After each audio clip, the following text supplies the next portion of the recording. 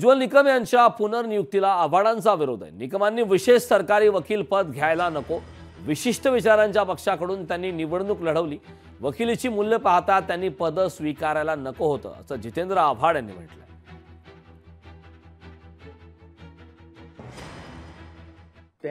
त्यांनी ती स्वीकारायला नको। एथिक्स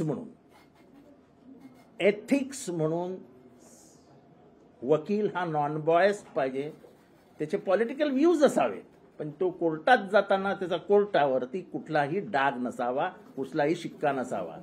आज उज्ज्वल निकम हे एका विचाराने प्रेरित होऊन त्यांनी लोकसभेची निवडणूक लढवली आहे, त्यामुळे त्यांनी स्वतःहून ते पद नाकारायला हवं। उज्ज्वल निकम हे भाजपचे लोकसभेचे उमेदवार असताना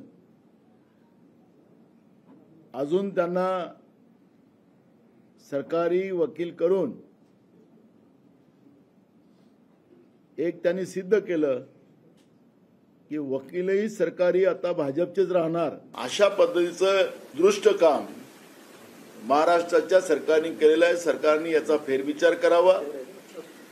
भाजपच्या कार्यकर्त्याला उमेदवाराला सरकारी वकील करता येणार नाही, ही भूमिका काँग्रेस पक्षाची आहे आणि म्हणून राज्य शासनाने तातडीनं याच्यातला फेरविचार करावा।